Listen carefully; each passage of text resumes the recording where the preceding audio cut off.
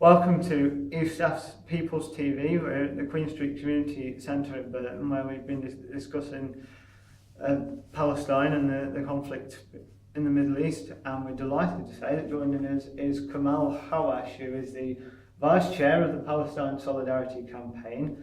So, Kamel, issues around Palestine have re-hit the news in some way over the last few weeks. I'm sure you don't want to go into too much detail because it's obviously...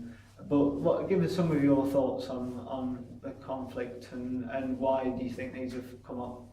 Yeah, I mean, there's a need to end this so that no more lives are lost and people can live in peace out in what many people consider to be the Holy Land. But for that to happen, we need for Israel, which continues to occupy Palestine illegally, to end that occupation. We need it to stop discriminating against the Palestinian citizens within Israel, and we need for the Palestinian refugees to be able to return to their homes. Anyone looking at the situation in Syria with the number of refugees that we have would never begrudge the Syrians wanting to go back to live in Syria. And that's all the Palestinians asked for. They were driven from their homes in 1948, and the survivors and their children want to go back. And so what we want to do is to try and help the Palestinians to achieve that.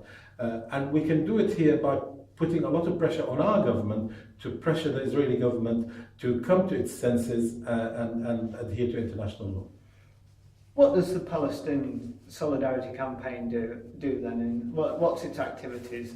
So we have branches around the country. So we have a central office in London. We have an elected executive committee which determines policy and strategy.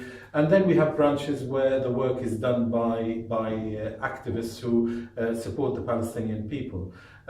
So there's an educational element where we will provide talks. There will be conferences to raise important issues, to think strategically about how we can help the Palestinians. But we also have, alongside that, reactions, for example, to when there are attacks, say like on Gaza, where some of you will remember the massive demonstrations in support of Gaza that happened in 2014. But we also want to make sure that it isn't just about demonstrations which end when attacks are happening. So we want to influence our politicians.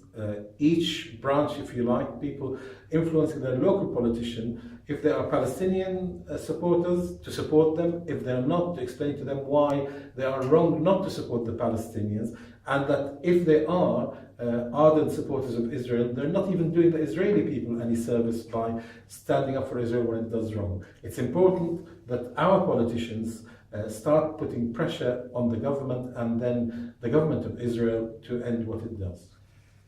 Conservative MP for Burton, Andrew Griffiths, spoke in the 2014 debate in Parliament. He was lobbied extensively on the matter by a lot of the people who've been in the room tonight, and also by several others. And then for some reason he didn't vote in that debate, and he was yet to explain why. What's your opinion on that sort of action? I think it's even the partition plan in 1947 called for two states. So everyone recognized Israel, even though Israel has never declared its borders. That's quite an important thing. So how do you recognize a country which hasn't declared its borders, but the other country, Palestine, has not been recognized? They will say that it's not helpful to recognize Palestine, it has to come through negotiations. Actually, that's not the case, because the last 22 years when there hasn't been recognition of Palestine have shown that Israel will not come to a peace deal, and the way to put pressure on it is to say, look, you haven't come to a peace deal over 22 years of negotiations, we will recognize Palestine, raise, if you like, the status of the Palestinian representation, and then put pressure on Israel to effectively just adhere to international law. If Israel tomorrow adhered to international law, ended the occupation, allowed the refugees to return, there will be peace. What's your opinion, and this is quite a fairly recent thing, that there seems to be a directive come down from central government that makes it illegal for local councils to boycott Israeli goods. What's your opinion on that? I think we have to be careful. The government is implying that that's what it's done. That's not what's happened. So basically, the law has not changed. What they say is they've issued a memorandum effectively scaring the councils into not applying their ethical policy. And I think that's the procurement policy. That's really the root. So if a local council says, we don't want to engage with a company which breaks international law, that sounds a really ethical thing to do. So the government centrally shouldn't be interfering. It's saying, but foreign policy should be set by central government. Well, okay, but you also shouldn't stop people expressing a preference for where they secure their goods and services. So I think what they've tried to do is wrong, and in particular to announce it out in Israel.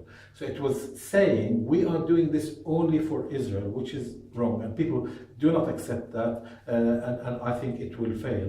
So we must continue to lobby, but also to where we can, to provide councillors with information, because some of them will be scared about attempting this in case the council is fine. It's going to be very difficult to find the councils if they've done things properly. And finally, because I know you've got to go and catch your train,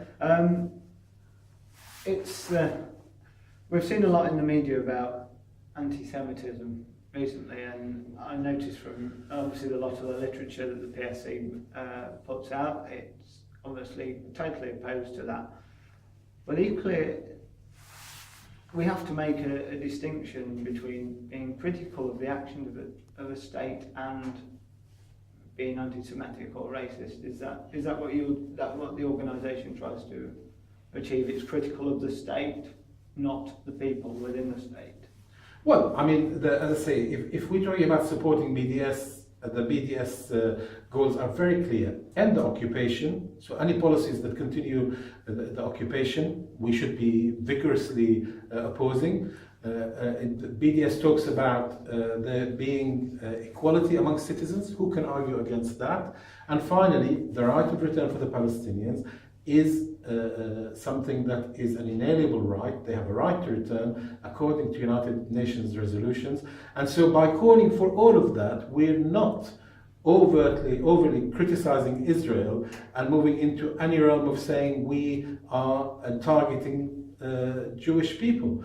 And in fact, if you want to, very briefly, the controversy that's happened here, I haven't heard that any of the people who have been targeted in recent weeks have actually demonstrated that there's been evidence that they have been anti-Semitic to Jewish people here in the UK. So it is all very much about Israel trying to move the discourse from saying that you can criticize the Israeli government because that's a foreign state and we're entitled to do that, to saying, but if Israel judges what is the criticism to be going over the top, then they will label it anti-Semitic. That is wrong, and actually it doesn't help bring peace about, because we have to be able to express our views about the Israeli wrongdoings and to look for ways of pressuring Israel to stop. If it does, there will be no boycotts. I suppose you've got and we heard an example actually tonight from the chair of Jewish supporters of the Palestinian people as well, and your organisation brings in everybody that's willing to fight the cause. Absolutely, and in fact this morning I had a letter published in The Guardian, and many of the people who phoned to comment on it and to say that it was a helpful addition to the debate were Jewish people who are involved in the Palestinian Solidarity Campaign.